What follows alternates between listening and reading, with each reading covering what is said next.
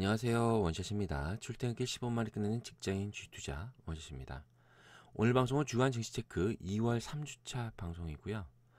제목은 저물어져가는 유동성 장세, 시장에 점점 퍼지는 공포란 주제로 이번 방송을 하도록 하겠습니다.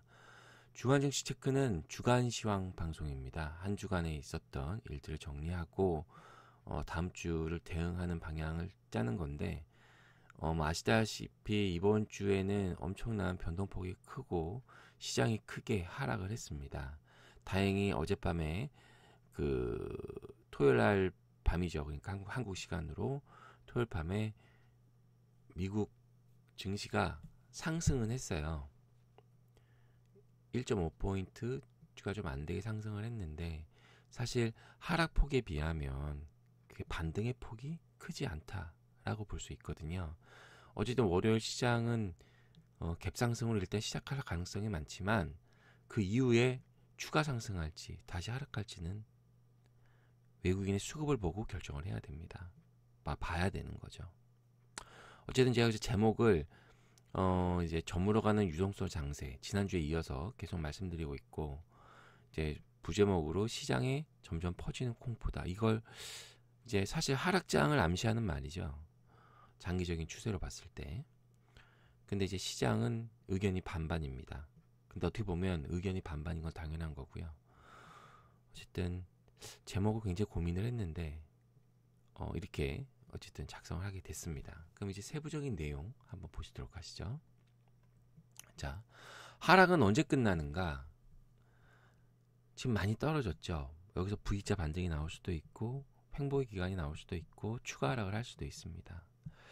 그럼 하락은 언제 끝나는가에 대해서 제가 이번 주에 급히 그림을 하나 짧은 레슨을 하나 했죠. 주가가 이렇게 올라갔습니다. 그러다가 일정 부분 이렇게 하락을 했어요. 그럼 이 시점에서 반등과 추가 하락을 크게 이제 몇 가지 경우로 나눌 수가 있습니다. 첫 번째, 반등일 하락폭만큼 재상승한 겁니다. 그러니까 주가가 회복이 된 거죠. 바로 V자 반등을 한 겁니다. 어떻게 보면. 그 다음에 반등 2, 하락폭의 50% 정도 상승을 한 겁니다. 일단 절반은 반등을 한 거죠. 그죠? 이만큼. 그죠? 지금 하락한 폭의 절반이 올라가지 않았습니까? 그 다음에 이제 세 번째, 반등이 거의 없거나 뭐 미미하다. 10에서 20% 정도 상승하는 거죠. 이런 경우가 있겠죠. 그 다음에 또 네 번째, 추가 하락한다. 이렇게 네 가지가 있을 수 있겠습니다. 그쵸? 하락하다가 반등할 때 크게 한 이렇게 네 가지의 경우의 수가 있겠죠. 근데 제가 드리고 싶은 말씀은요. 하락폭의 최소 50% 이상은 반등해야 추가 상승이 가능합니다.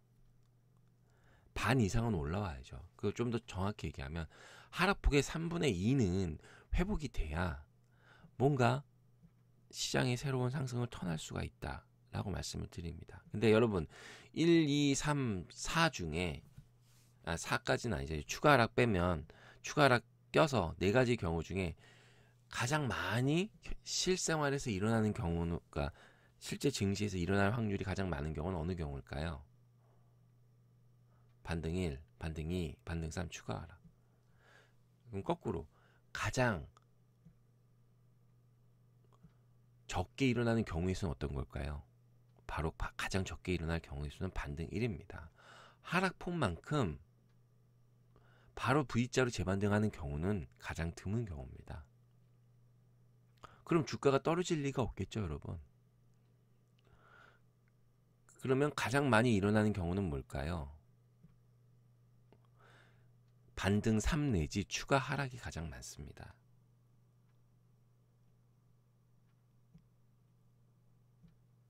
사실 그 반등 3과 추가 하락을 따지면 추가 하락하는 경우가 더 많고요. 그러니까 좀 섞여서 돼 있는데 반등 3이 되다가 추가 하락하는 경우가 더 많습니다. 이게 추세가 꺾였을 경우는. 어쨌든 우리가 뭔가 새로운 시장을 진입하고 시장의 반등을 기대할 때 하락폭의 최소 50% 이상은 반등해야 된다고 지금 제가 지난 방송에 이어서 계속 말씀드리겠습니다. 요거 한번 보여드릴게요. 다우존스인데요.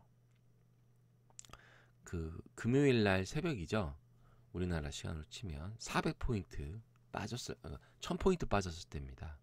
마이너스 4% 정도 하여튼 뭐 빠졌었는데 그때 제가 새벽에 잠을 못 자고 캡처를 한번 해봤어요. 이게 1일 차트예요. 원데이 하루의 차트입니다. 하루. 그죠? Thursday 2월 8일 그죠?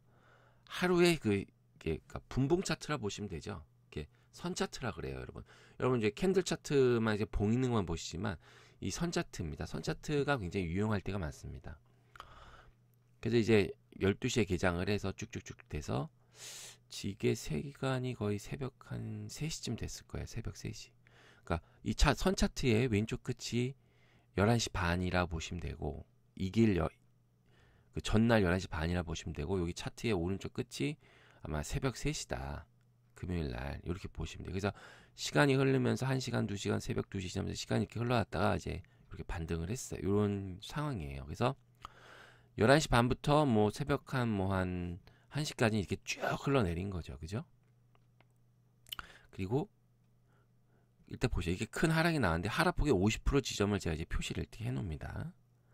그러다 주가가 1시 정도부터 이제 반등이 되나 봐야죠. 이렇게 1시부터 뭐 시간 정확하지 않지만 어쨌든 이렇게 반등이 올라왔는데 하락폭의 50% 정도를 거의 못 미쳤습니다. 그죠? 그럼 주가는 어떻게 될까요? 반등의 폭이 얕다는 겁니다. 그럼 주가는 다시 이렇게 떨어지게 됩니다. 근데 제가 이거 본 시간이 한 오전 3시 정도 돼요. 이게 또 하락을 했어요, 이렇게. 근데 주가가 이렇게 반등을 한단 말이죠. 그럼 이제 고민이 되는 거죠. 제가 만약 매매를 한다면 요 시점에 매매를 들어가야 되나 말아야 되나 고민을 할 수가 있는 거죠. 그죠? 물론 매매를 하지 않지만 예를 들어서 말씀드리는 거예요. 요 구간에서 뭐 앞에 떨어지는 건 나한테 중요한 게 아니고 내가 지금 봤을 때 요 박스 구간을 내가 본 거니까 이 기간에 내가 매수가 들어갈 수 있을까 없을까를 고민하게 되는 거죠. 시간이 좀 더 흘렀어요. 마이너스 3%로 빠졌죠. 아까 이게 그 자리입니다. 주가는 올라갔지만 결국엔 또 빠졌습니다.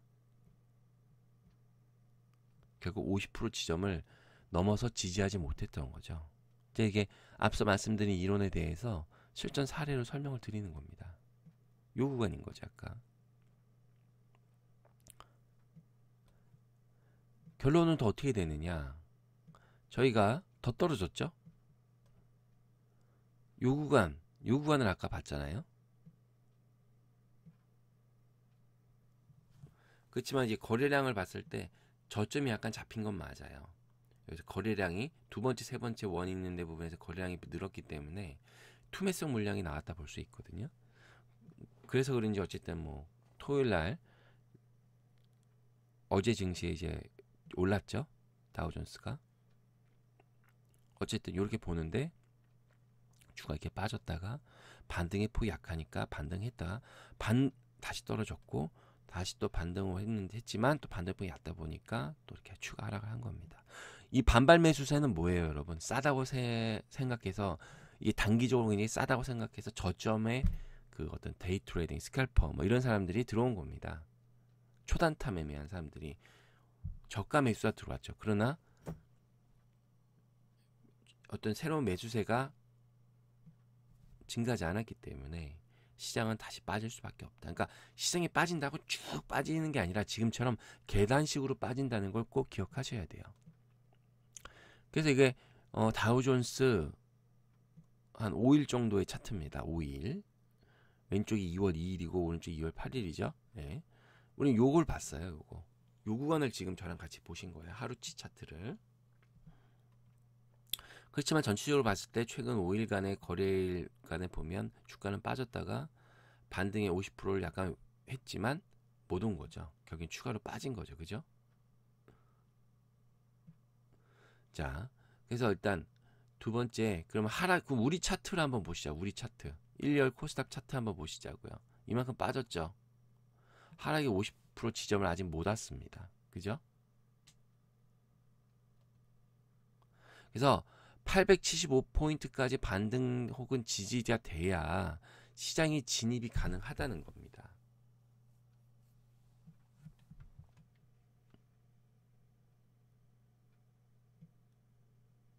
이해 가시죠? 지금 하락폭이 50%가 875잖아요. 거꾸로 코스피 한번 보죠. 코스피가 엄청 빠졌네요. 2600에서 2363까지 빠졌으니까 약 한 10% 정도 빠진 거죠.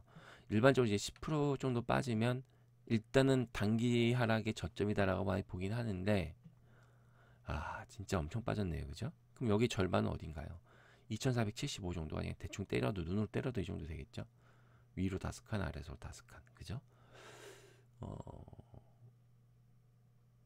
그러니까 월요일날 장에서 막 2425, 2450 갭으로 떠서 올라갔다고 막 들어와서 사면 돼요? 안 돼요? 안 되죠. 최소한 2475가 지지가 된다는 걸 확인했을 때 매매를 하셔야 됩니다. 아셨죠? 이 얘기 드리려고 하는 거예요. 그죠? 자, 일단 그럼 근데 여러분, 앞에 보인 건 당연히 차트일 거고, 차트는 어디까지나 차트일 뿐. 이거 수급 현황을 잠깐 보셔야 될 것 같아요. 자, 코스피 수급 현황을 보시죠. 자, 1월 30일부터 2월 9일까지 박스에 있는 구간, 외국인이요 계속 팔고 있습니다.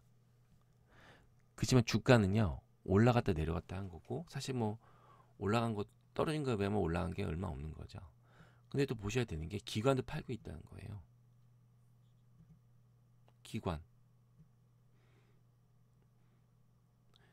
1월 29일부터 1월 24일까지 수급을 보세요. 완전 틀려졌죠. 과연 이유가 뭘까?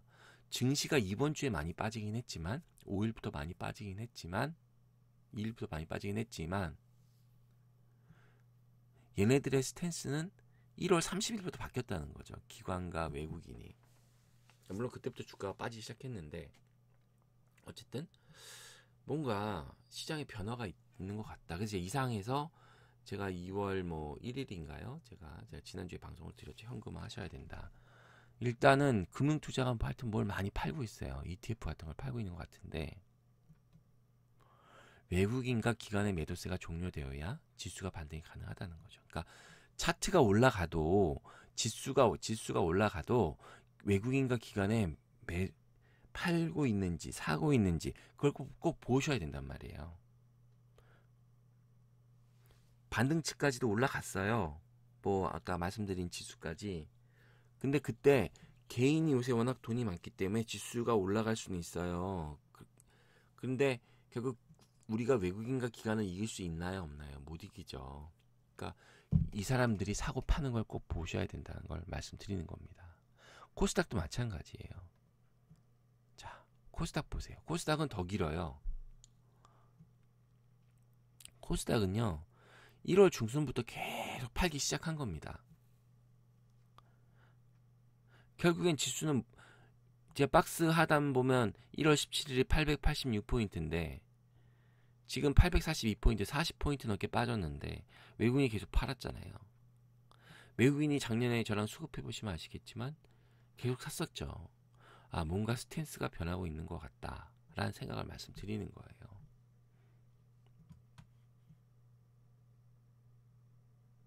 이해 가시죠? 그러니까 코스닥은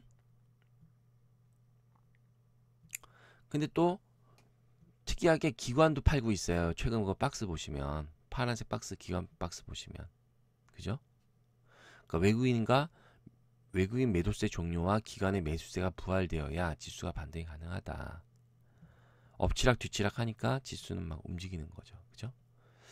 자, 그러면 반등은 언제 일어나는가 가장 중요합니다. 이렇게 벌어지는데 그럼 도대체 어디가 저점이고 어디가 반등이 일어나는가? 이거 제가 예전에 한번 거래량의 비밀 2편에서 설명을 드렸었는데 주가가 이렇게 빠집니다. 이 구간을 가격 조정 구간이라고 그래요. 모든 하락은요. 그리고 가격이 떨어지진 않지만 횡보하는 구간이 있습니다. 이걸 기간 조정 구간이라고 그럽니다. 하락은요. 이런 가격 조정과 기간 조정 이 두 가지로 구성이 된다 보시면 돼요. 그래서 하락을 하면 주가가 이렇게 가는 거죠. 더 이상 빠지지 않는 거. 그래야 하락이 멈춘 거잖아요. 그래서 주가 하락은 크게 가격 조정과 기간 조정으로 나뉠 수가 있습니다. 주가 바닥이 형성되기 위해서는 최소한 가격 조정 기간 이상의 기간 조정이 필요해요. 그러니까 단기간의 반등이 급락했잖아요. 최근 증시가 또 다시 단기적으로 급등하기는 쉽지 않다라는 말씀을 드리는 거예요.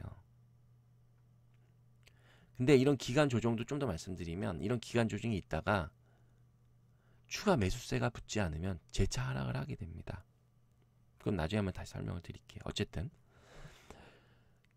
이 가격 조정이란 구간은 가격이 급히 단기간에 떨어지다 보니까 그 단기 투자자, 급히 이제 단기 차익을 노리고 나온 투자자들이 급격히 빠져나가요. 그러니까 가격 조정 폭이 단기간에 큽니다.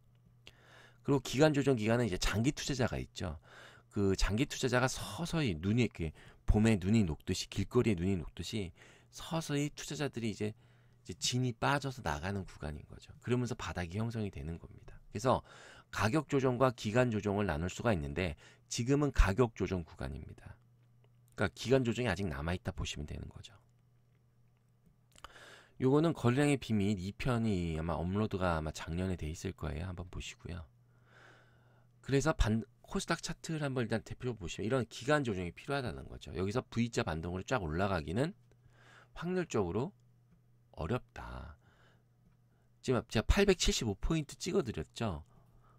지금 최고가 932포인트고 보면 875포인트인데 875포인트가 저점을 급반등해도 그걸 막 뚫고 올라가기는 쉽지가 않을 것이다. 또 이때 지수가 올라가더라도 외국인과 기관에 매도하는지 매수하는지를 체크하셔야 된다는 거죠. 아셨죠? 그래서 말씀드린 거 시장은 3월 금리 인상을 선반영 중에 이게 또 다르게 어떤 말씀 드리면 긴축 발작이다 라고도 표현을 합니다. 시장에서는 긴축 발작. 장기간의 저금리에 대해서 갑자기 주사를 놓으니까 금리를 올리겠다고 주사를 올리니까 발작이 나는 거예요. 그걸 선반영하고 있다. 그래서 3월에 금리를 올려도 이미 예방주사를 맞았기 때문에 시장은 크게 놀라진 않을 거다. 금리 인상이 된 거에 대해서는. 그렇지만 3월에 북핵 리스크나 뭐 이런 부분이 있죠, 여러분. 그러니까 뭐 여러 가지 외생 변수가 있습니다. 그래서 가장 중요한 건 외국인의 수급이다. 계속 말씀드리죠. 외국인의 매도세가 종료되어야 시장은 안정을 찾게 된다는 거. 그렇기 때문에 시장의 반등은 기간 조정이 나면서 각종 기관이나 외국인의 특히 외국인의 매도세가 종료가 되어야 시장은 바닥이 잡힌다. 이 말씀을 드리려는 겁니다. 아셨죠? 그럼 향후 장세는 어떻게 될까요? 이거에 대해서 이제 이견이 많은데 증시 조정이 어쨌건 완료됐단 말이에요. 그죠? 근데 분명한 건 이렇게 되면 증시의 색깔이 바뀌게 됩니다. 성장주 시대가 종료가 된다는 거죠. 기존의 뭐 제약, 바이오, 뭐 게임, 엔터 이런 거에 대해 종료가 될 수 있다는 거죠. 근데 이거에 대해서 시장은 크게 두 가지로 의견을 나누고 있습니다. 첫 번째가 이제 가치주다. 작년처럼 이렇게 제약바이오 뭐 이런 게 막 가는 게 아니라 은행, 기계, 조선, 화학처럼 이렇게 실제 실적이 찍히고 실적이 좋아지는 이제 실적이 좋아지는 건 두 가지라고 말씀드렸죠. 지금보다 더 좋아지거나 아주 안 좋았는데 더 좋아지거나 이런 거라고 말씀을 드렸죠. 그죠? 그래서 가치주가 갈 거라는 게 하나가 있고 또 하나는 아니다. 그냥 개별 종목별로 간다. 테마 잘 가고 제약 바이오에서도 신약 바이오 있는 거 가고 전기차에도 실적 지키는 게 간다. 이렇게 두 가지로 나뉜다라고 되어 있습니다. 가봐야 되는 거고 그러면 금주의 증시 전망과 대응 전략에 대해서 알아보도록 하겠습니다. 구정 전까지는요. 최대한 현금 비중을 높이고 시장의 방향성을 최대한 관망하는 겁니다. 아셨죠? 계속 말씀드리죠. 지난주부터. 특히 이제 어쩔 수 없이 매매를 할 경우는 이전 수익률보다 목표를 최대한 낮추고 주식 보유한을 최대한 짧게 끊어서 매매한다. 계속 말씀드리죠. 장 초반에 매수는 금물이다라고 말씀드리죠. 전강 후약일 경우가 많으니까.